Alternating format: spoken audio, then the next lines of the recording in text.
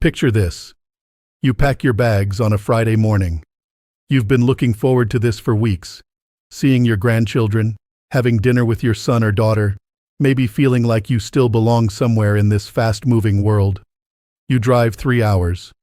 Maybe you fly. And then, something feels off the moment you walk through the door. No one really looks up. Your grandchildren run past you to their tablets. Your child is on their phone. And someone, without even realizing what they're saying, makes a comment that lands in your chest like a stone. You don't say anything. You smile. You help with dinner. But you drive home, or sit in your guest room that night, and you feel it. That quiet, awful feeling. Not quite grief. Not quite anger. Just smallness. Have you ever left your child's house feeling worse than when you arrived? If you've nodded your head just now, I want you to stay with me. Because what you experienced has a name. It has a psychology. And most importantly, it has a solution. I've spent over 40 years as a clinical psychologist, and a significant part of my career has been spent sitting with seniors, remarkable, loving, hard-working Americans over the age of 60, who come to my office not because they're crazy, but because their families are making them feel that way. Today, I want to share with you 7 specific things your adult children might say before a visit, during a visit, or even as a reason to cancel one, that are not just hurtful words. They are psychological warning signs. And if you hear them, you need to think very carefully before you pack that bag again. Before we begin, I need to say something clearly. This video is not about cutting off your children. It is not about declaring war on your family. And it is absolutely not about being dramatic or oversensitive. This is about one thing: your emotional health. Here is what the research tells us. Seniors who experience repeated emotional dismissal, particularly from their own adult children, are significantly more likely to develop depression, anxiety, and what psychologists call identity erosion. That's a slow, painful process where a person begins to lose their sense of self-worth because the people closest to them keep chipping away at it. You spent decades raising those children. You gave them everything you had.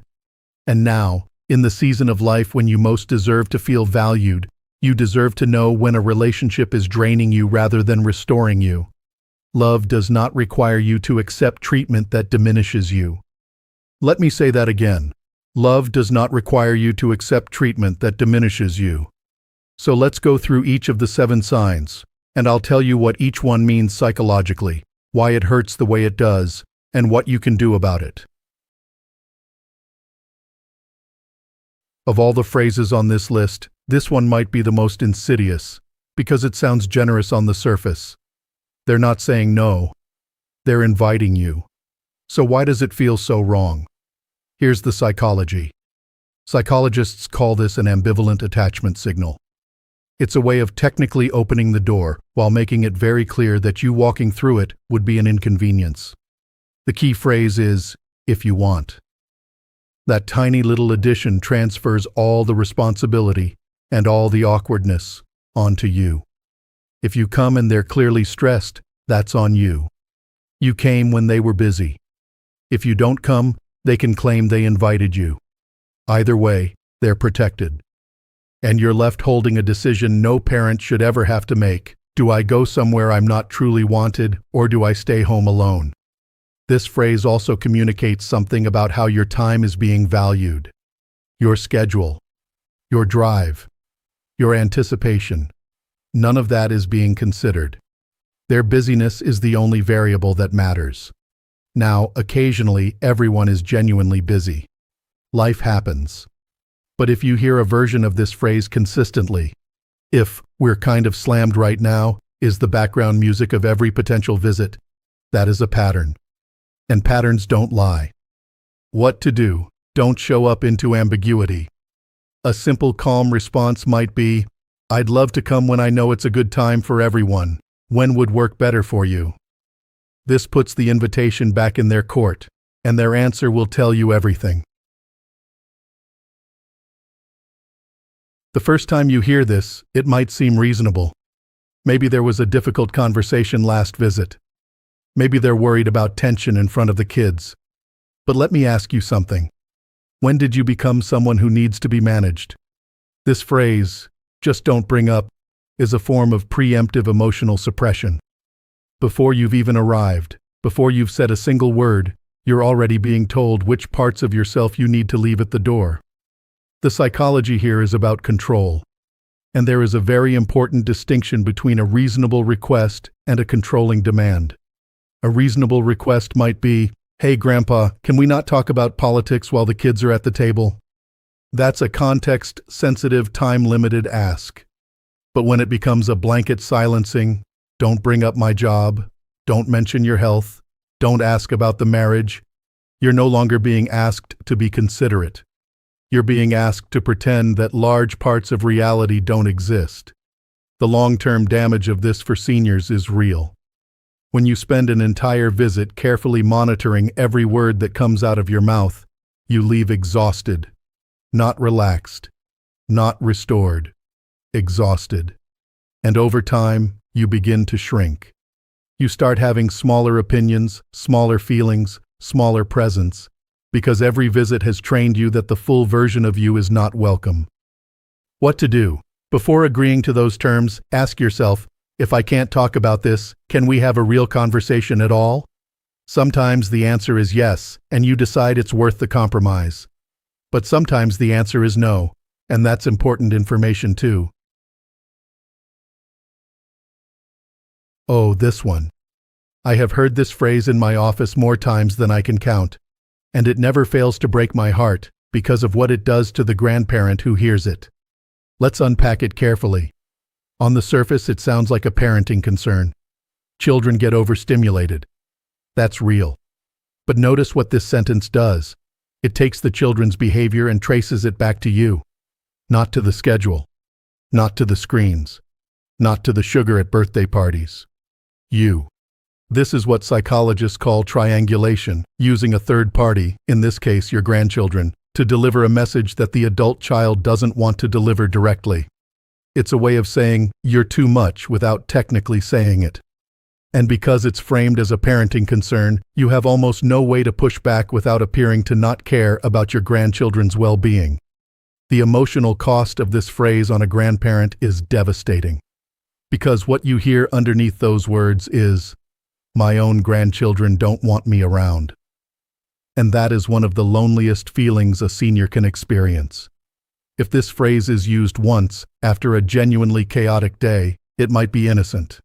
But if it becomes a recurring explanation for why visits are cut short, why you're not included in family events, why you're asked to stay in the background, that is a red flag you should not ignore. What to do? Ask a direct, gentle question. "I want to make sure the kids and I have a good relationship. Can you tell me specifically what I'm doing that seems to overstimulate them? I'd really like to adjust."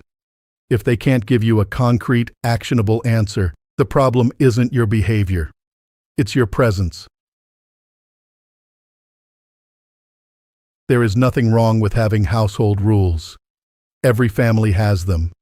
And as a guest in your adult child's home, yes, you are a guest, it is entirely appropriate to follow their routines, their meal schedules, their bedtimes for the grandchildren. But there is a canyon of difference between house rules and the erasure of your role as a parent and grandparent.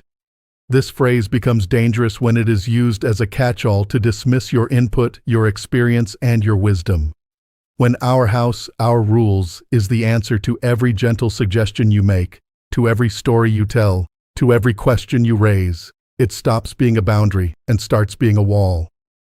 I've worked with seniors who described feeling like tourists in their own children's homes. Not family. Visitors. Tolerated, managed, kept at a polite but cold distance. And each time they tried to connect in a genuine way, sharing a concern, offering a perspective, they were reminded, subtly or not so subtly, that their worldview doesn't belong here. Here's what this does psychologically over time. It trains you to believe that your lifetime of experience, 60, 70, 80 years of living, has no value. That the wisdom you've earned through loss, through hard work, through raising the very person who is now shutting you out, is irrelevant. That is not a boundary. That is a wound. What to do? The healthiest response is to be a gracious guest in the things that are genuinely about their household. But when something feels like it crosses from house rules into dismissal of who you are, it's worth naming it gently. I'm not trying to run your home. I just want to feel like I have a place in your family. Stop. If your adult child has ever said this to you, especially during a moment when you were expressing hurt, loneliness, or a genuine concern about the relationship, I want you to hear me very carefully right now. What you likely just experienced is something psychologists call DARVO. It stands for deny, attack, reverse victim, and offender. It is one of the most well-documented manipulation patterns in family psychology, and it is particularly devastating when it flows from a child to a parent. Here's how it works. You bring up something that hurt you.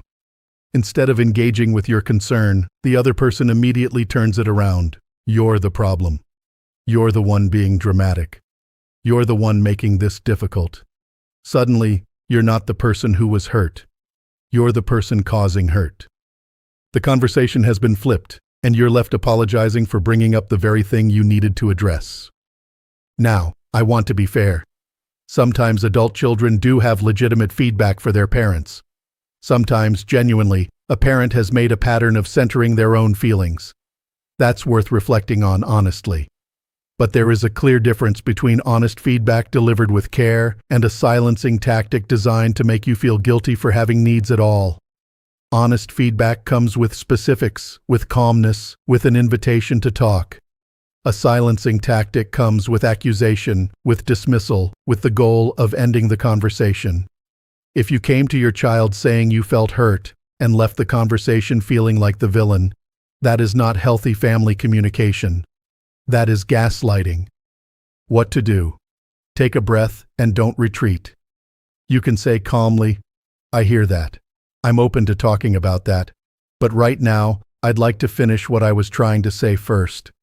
If they won't allow even that, the conversation itself is the answer. This one might be the subtlest on the list. And in some ways, it's the cruelest, because it doesn't feel like a rejection. It just feels like waiting, and waiting, and waiting. You want to plan. You want to book a flight, arrange your schedule, buy a gift for the grandchildren. And every time you try to nail something down, you get a variation of, we'll see. We'll know more soon.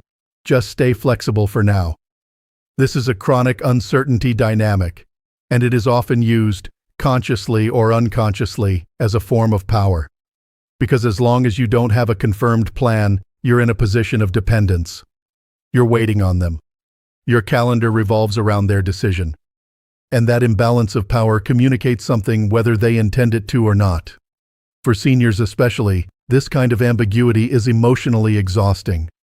You may find yourself reluctant to make other plans because you don't want to be unavailable if they finally do invite you. You might turn down a trip with friends, skip an event, rearrange your week, only to receive a last-minute cancellation or a visit that feels rushed and obligatory.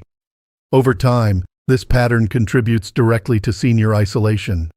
Not because anyone officially said, "We don't want you around," but because the friction of accessing them becomes so high and the emotional payoff so uncertain that you quietly stop trying.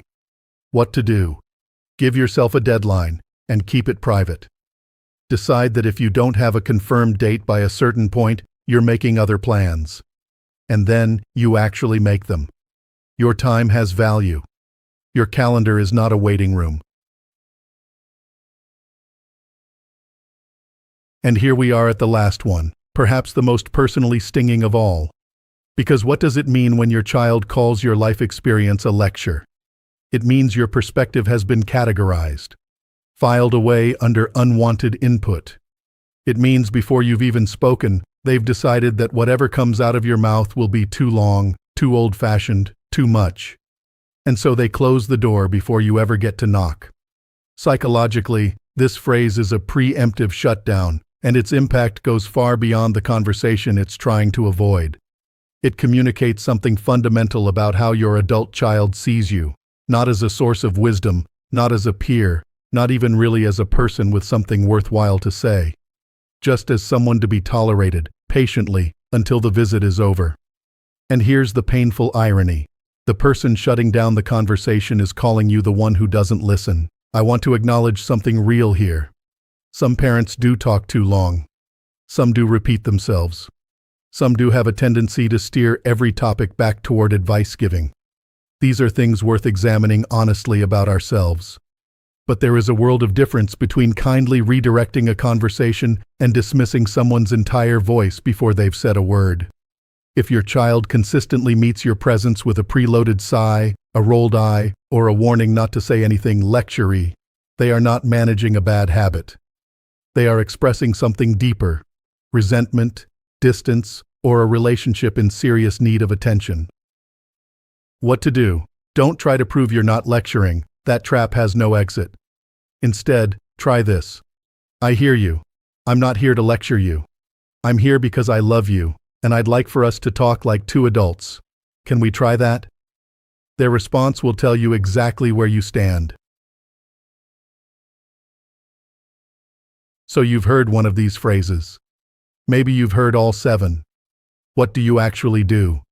Step 1. Pause before you pack your bags. Before your next visit, sit quietly and ask yourself one honest question. Am I going because I want to, or because I'm afraid of what happens if I don't? Fear-based visits, visits driven by guilt, by anxiety about being cut off, by the desperate hope that this time will be different, rarely end well. You deserve to visit your family from a place of genuine desire, not dread. Step 2. Have one honest, calm conversation first. Not a confrontation. Not an ultimatum. Just a conversation. Pick the phrase that hurt you the most and address it directly, but gently. Try. When you said, "I want to be honest with you. It made me feel unwanted. I don't think that's what you meant. Can we talk about it?" You are not attacking. You are opening a door. What matters is whether they walk through it. Step 3. Set a quiet internal standard. You don't need to announce a list of conditions to your adult children. But you do need to know your own line, privately, clearly, without apology. What treatment are you no longer willing to accept? What would have to happen, or stop happening, for you to feel genuinely welcome? Know your answer. You don't have to say it out loud, but you have to know it. Step 4. Invest in relationships that restore you. Your social life, your joy, your sense of belonging. None of it should rest entirely on one family relationship. Friends, community groups, church, neighbors, other family members who do make you feel seen. This is not abandoning your children. This is remembering that you are a full person, with a full life, that existed before they were born and deserves to flourish now. Step 5. Consider professional support, not as a last resort, but as a smart investment. Family therapy can do things that individual conversations cannot. A skilled therapist can help you and your adult child hear each other in ways that years of charged history have made impossible on your own. And if your adult child won't come, individual therapy for you is still enormously valuable. You deserve a space where your feelings are taken seriously, every single time. I want to leave you with something I've said to patients in my office for 4 decades. Something I believe with my whole heart. Choosing not to walk into a situation that consistently diminishes you is not weakness. It is not selfishness. It is not giving up on your family. It is an act of profound self-respect. And here is what I also know. When you stop accepting less than you deserve, something changes. Sometimes the relationship shifts. Your adult child begins to understand that your presence is not guaranteed, and they begin to treat it as the gift it is. And sometimes the relationship doesn't shift. And that grief is real, and it is yours to feel fully. But either way, you leave with something no one can take from you. The knowledge that you treated yourself with the dignity you've earned. You raised a family. You worked hard. You loved deeply. You showed up again and again for people who may not always have shown up for you. You are not asking for too much when you ask to feel welcome in your own child's home. You are not being dramatic when a pattern of dismissal leaves a mark. And you are not alone. If any of the phrases in this video sounded familiar, I want you to leave a comment below. Tell me which one hit closest to home, because I promise you, someone else watching this needs to know they're not the only one. If this video helped you, please share it. Not to start drama in anyone's family, but because somewhere out there, a grandmother or a grandfather is sitting alone, wondering if what they feel is real. Let's make sure they know it is. They are seen. And they matter. This is Strong Elderly Life, where we talk honestly about what it means to live with strength, dignity, and joy after 60. I'll see you in the next video.